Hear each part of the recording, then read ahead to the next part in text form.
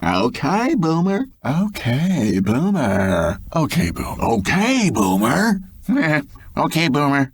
Boomer here at episode 21 of OK Boomer. And how's my sidekick, Jimmy Amadoofus?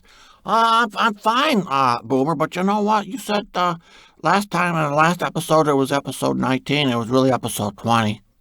Yeah, I know. It's kind of like an outtake. Yeah, but you didn't take it out. No. So I suppose it's a intake of an outtake. That clears that up just beautifully.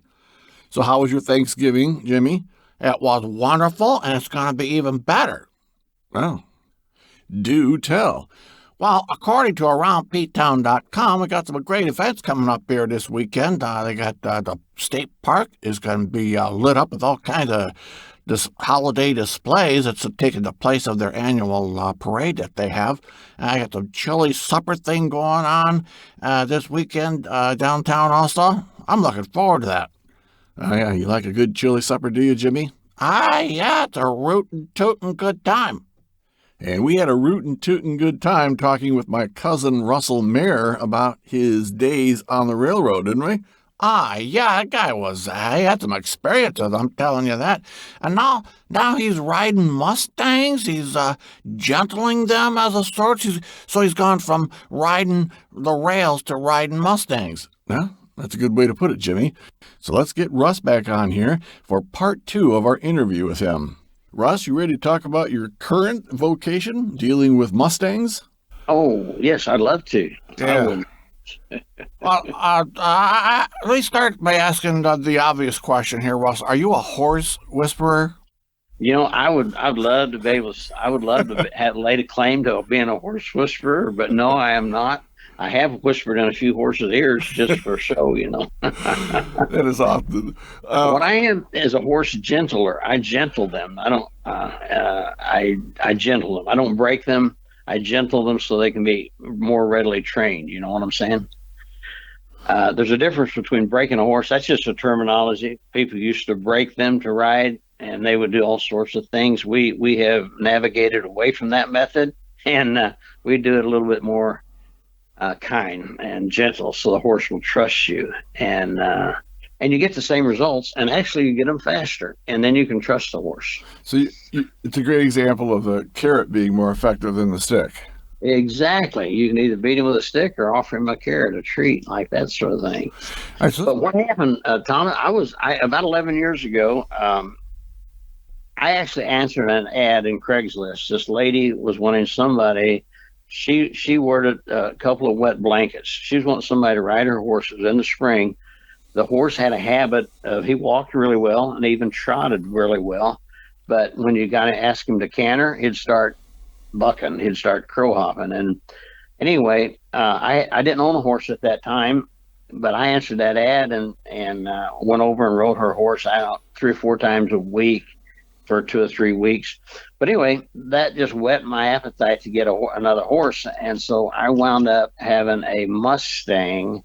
I had never worked with Mustangs, but a lady gave me a Mustang, and it was on Craigslist too. I actually answered a ad on Craigslist about this Mustang, and I went and got her. She was 5 years old, and that was my introduction to Mustangs. And she is still with us today. I've had her for 11 years. Wow. And I absolutely love her to death. And that all started with Craigslist ads. Jimmy, have you ever answered any ads on Craigslist? Yeah, I don't want to talk about it, though. All right. Tell me what a Mustang is, aside from a muscle car made by Ford. Yeah. Well, Mustangs is really not even a breed. But over the years out west, the Spanish, I forget what, way back when they came over, they brought this breed of horses, smaller. I guess they would be the closest thing to a Mustang. And they may even call them Mustangs then.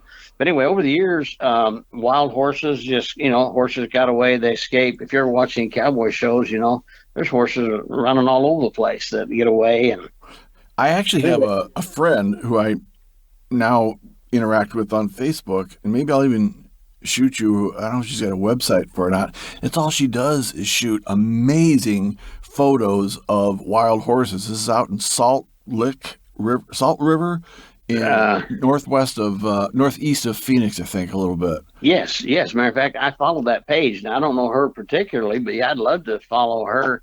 We were actually going for my birthday in March. My kids had lined up, my daughter Jay mainly, had lined up a trip. We were all going to go out to that very place that you're talking about, and because of my love for the Mustangs. But yeah, I see pictures of Mustangs posted every day from that page. Yeah, it's just beautiful. Yeah. So tell me what happens. You get some of these horses from that area, or you've had some, I think. Right. As a matter of fact, what I did, I began to realize through my experience with Mustangs that there is a great need to get people involved in adopting these Mustangs. What they do, they gather these horses up, unfortunately, and they overpopulate out west, and they either starve to death or they're gathered up and shipped off to the slaughterhouse, or they're gathered up to these holding facilities and are adopted by people like you and I who would like to have a horse. So that's your answer to critics who would say, "Oh, Russ, taking these beautiful creatures that are out on the open range, they're free to sleep where they want, eat where they want, they do what they want. There's no constraints. No one's forcing them to be corralled or put inside a barn. You're taking this animal's freedom away." And so your answer is, "Well, I'm also stopping them from starving." Exactly. And I refer to those people like the tree huggers. There's tree huggers that don't, and I'm all for conservation stuff, but there's also a need for these horses to have a home. And so what I hooked up with the BLM is in charge of that, the Bureau of Land Management. They determine when an area, they call them herd management area, HMA, and they're all, I forget how many there is, but they're all over 5 or 6 states out west. But like my little Mustang, she come from Stewart Creek, Wyoming. Now, I have gone within a few miles of that on the road going out west. I used to work for your brother. You remember Randall? Yeah, I don't know how that happened, but he talked me into running a big truck. After I quit railroading, I got a CDL. But anyway, I went to Reno once or twice a week for quite a while. But anyway, Stewart Creek is a herd management area, and the BLM decides how many horses are the land could handle that. And so when they get overpopulated, they round them up, they put them in these holding facilities, and try to get people to adopt them. Okay. So this adoption program is great to save these Mustangs. The drawback is you have to have a 6-foot fence in order to bring a wild Mustang home, and nobody has 6-foot fences because they will even try to jump over a 6-foot high fence. Wow. So in comes the Mustang Heritage Foundation, who have got deep pockets and lots of money and a big heart for these Mustangs. They don't want to see them slaughtered, and they would love to see them run wild too. But to make these horses more readily available to adopt, they pay people like me, they call them a tip trainer. It's a trainer incentive program, TIP. They pay me $1,000 to take a wild Mustang. I do have to have 6-foot fences, but I gentle the horse to where I can put a halter on it, I can lead it, I can load it in a trailer and pick up all 4 feet. Once I get a horse to that point, it's available to be adopted without the high fence requirement. So that's what I do as a tip trainer. So, and then, as I think you said earlier, you move them on from your program to somebody else who can do the next level of training. Well, right. Once I get a horse to that point, I start advertising, hey, this horse is as a tip trained, gentle horse, and they can adopt them for $125. Now, I don't get the $125. That goes to the BLM. But the Mustang Heritage Foundation pays me $1,000 for my time, my trouble. I have fed this horse, grained it, give it hay. I've trimmed its feet. I have any vet problems they may have. That's all on me. But they have a reward program, and that's why a lot of people like me who love horses and want to work with horses, it's a great program. And I am really, really thrilled to be a part of it. And I have done about 8 of those horses like that. since I started about a year and a half ago. That's and you can wild. do as many as you have time to do. You know? Right. I've only got 2 at a time once. I'm actually qualified, or the word not qualified, but I'm authorized to have 3 at a time. But man, that's a lot of work. That's like a full-time job. I should think Trying so. to gentle 3 horses, you know. Where do these foundations, where does the Mustang Foundation get its funds from? Well, tree huggers. Okay. People who love them wild horses and who don't want to see them slaughtered, you know, and they'll take donations. You can donate, you know, to this. I guess you'd say the wealthy elite horse lovers is where most of that money comes from, and they may be some government money in there too. I know, of course, the BLM is a government funded operation, the Bureau of Land Management. Mm-hmm. All right. But they teamed up with, or the Mustang Heritage Foundation teamed up with them to do what we're talking about. Get these horses out of the wild, get them into a private sector, get them gentle to where anybody who loves horses can now take this Mustang and they don't have to worry about it jumping a fence and running away.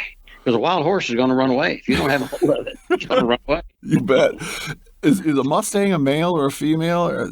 Well, they're both. It's just a Mustang. The geldings are the male horses, and they do gild them. They don't want any studs because obviously out there in the wild, them stallions, they're doing what stallions do, and so there's babies all the time.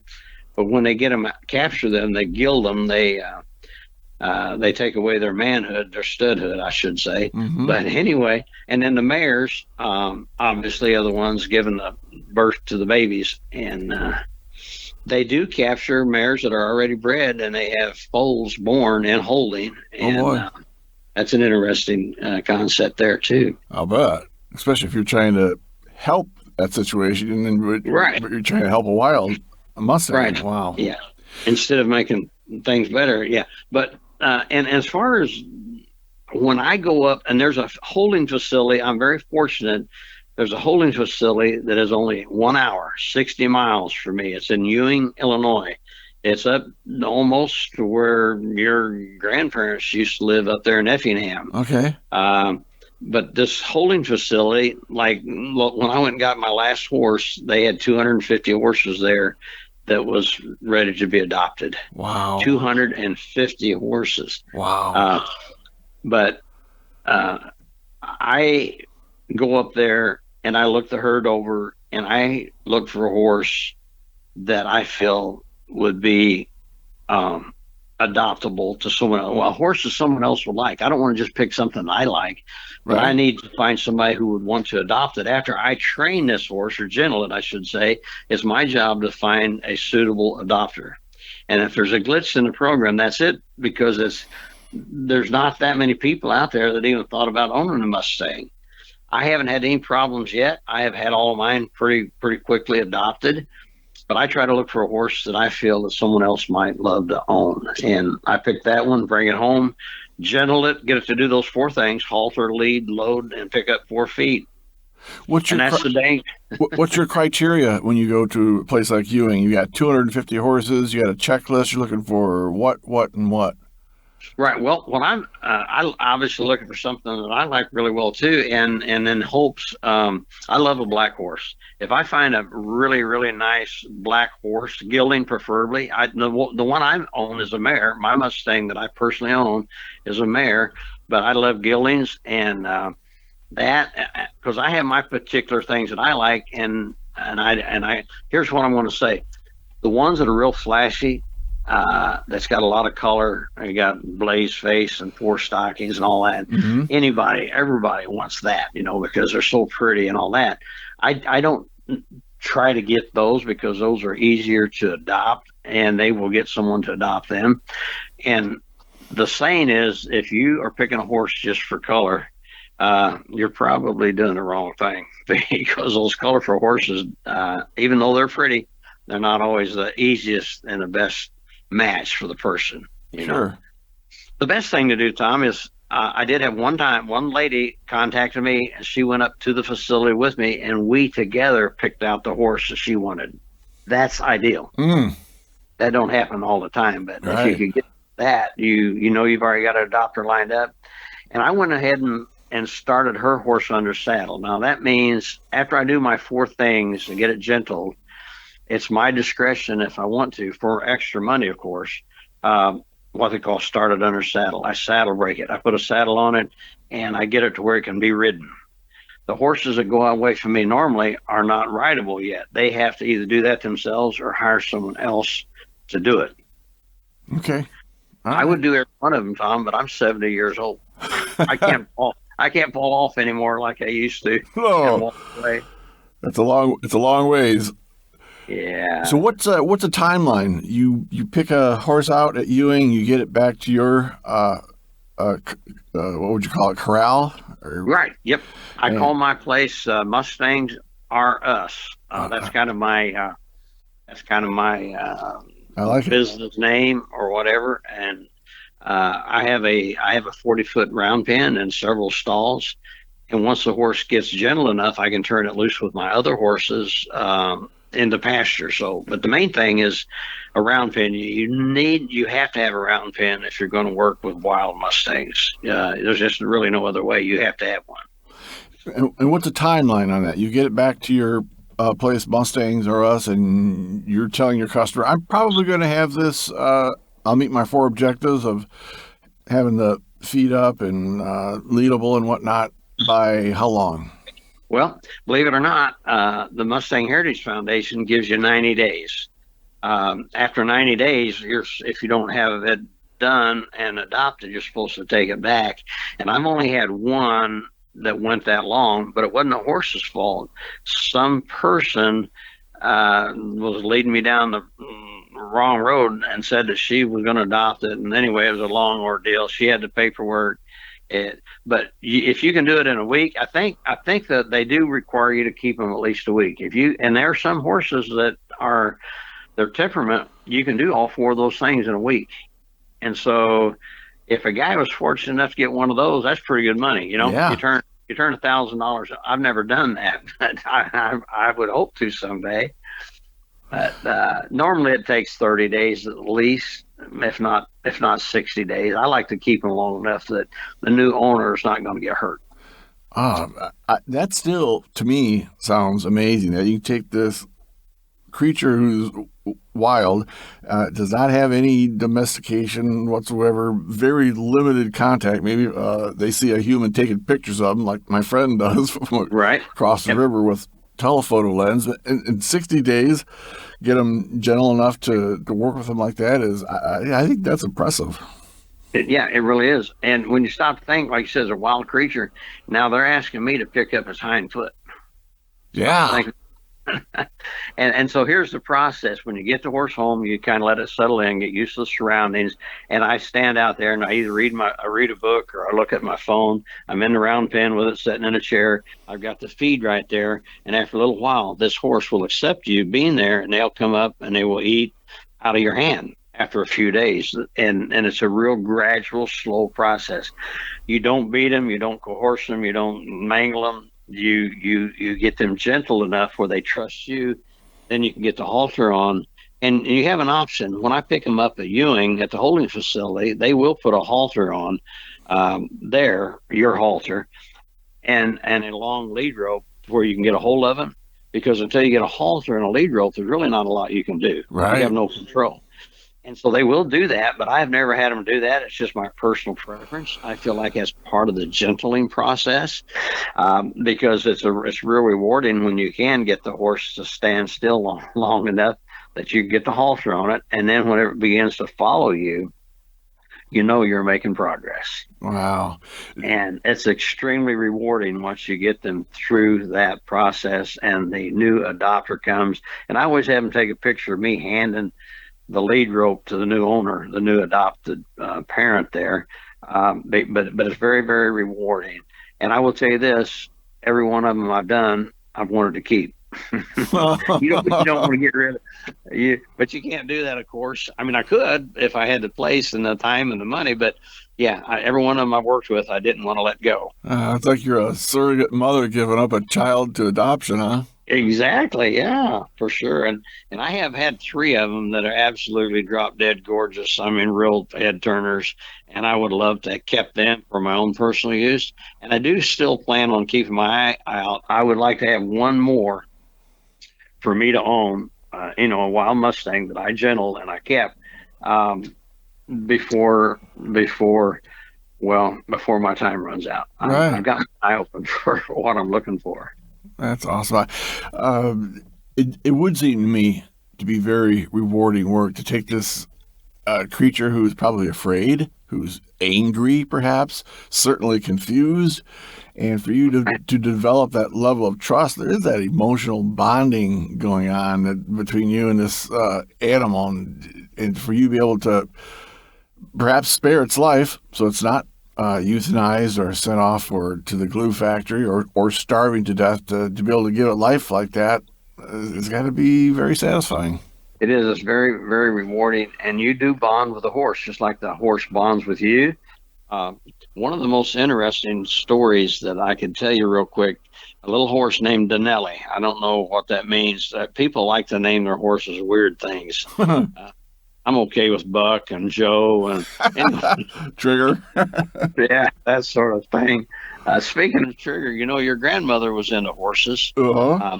I ran across the picture of her just the other day that my mother had, and she was a teenager, and she's on this big white horse named Snowball. So she had a horse named Trigger. That's what triggered my thought, pun intended. Right. We're getting sidetracked, but go ahead. Yeah. But anyway, this one horse, this lady done what I said don't do. She's seen this horse picture in a holding facility, and she adopted it. And then she asked a friend of mine to gentle the horse. I mean, it's wild, beautiful, beautiful red, a red roan. I mean, just drop dead gorgeous horse. And my friend took the horse to gentle it and was bumping up right at 90 days, and they still didn't have a halter on it. Oh, actually, boy. they had a halter put on it at the facility, but somehow the horse had broken the halter, and it was just kind of hanging around her neck. And they also, each one of these Mustangs has a tag number that they put on them for identification, and they have a freeze brand too. By the way, a real Mustang is going to have a freeze brand on the left side of their neck. It's a coded number that they can track it no matter where it goes. Oh. But back to Denelli, Melody, her name was Melody. She was thinking that she was going to have to turn the horse back or whatever, because you do have that option. After 90 days, the horse can go back. Hopefully someone else adopts it. But now I will say this. You asked me if I was a horse whisperer. I am not, but there's a couple of people who think I am, because I took this horse that all that they have been able to do is run it around in the round pen. They couldn't get a hold of it. They couldn't catch it. She finally got to where they call it reactive. A wild horse is very reactive. They seem to be all tensed up, and then all of a sudden they just bolt. They just go. Yeah, back when I was a teenager, when I wanted to run wild and free, bolt and go, they had another name for it. They didn't call me reactive, I'll tell you that. And anyway, Denelli, being a mare, they had never got the halter on her, and she asked me, Melody, the tip trainer, she was a tip trainer herself, said, Russ, see what you can do with this horse. And with God's help, within a week, I had that horse haltered, and she met her tip requirements. But a lot of it had to do with the fact that they had been working with her. They just weren't getting anywhere with her. You know what I'm saying? Yeah. She had been used to human beings for almost 3 months now. She was real reactive. She wouldn't let you reach your hand up over her right side to attach the halter. And so with me working with her for about a week, I finally got the horse to where it would do the 4 tip requirements that it had to have before it could be adopted. So, awesome. Anyway, that was one that I would like to keep, because she did. Once she came around fast, and she was real super sweet. I love the horse. That's awesome. That's a good ending to a difficult story. Have you made mistakes, or what have you learned in your process? I think you said you've gone through about 8 horses or so that you've trained, or gentled rather. Right. Yeah. I think about 8 of them. So what have you learned in that process? Like as you go to your ninth one, you got to remind yourself. You probably got notes, but whatever. that hey, I need to make sure I don't do this like I did prior, and make sure I do this because this worked out really well. Right. And each horse has its own time frame. It has its own personality. It has its own reactive times and stuff. But I guess the biggest thing that I tell people is baby steps. Oh, yeah, just like in What About Bob? Baby steps, Dr. Marvin, baby steps. Take a wild horse, you cannot just expect it to jump on its back and ride on. Now, you've seen it on Westerns. I've seen Elvis Presley in Charro. He was without a horse, and he lassoed a black stallion out in the wild. And he had that thing, a rope around it, and he had it saddled, and he rode it into town and tied it up to a hitching post. Well, that's not going.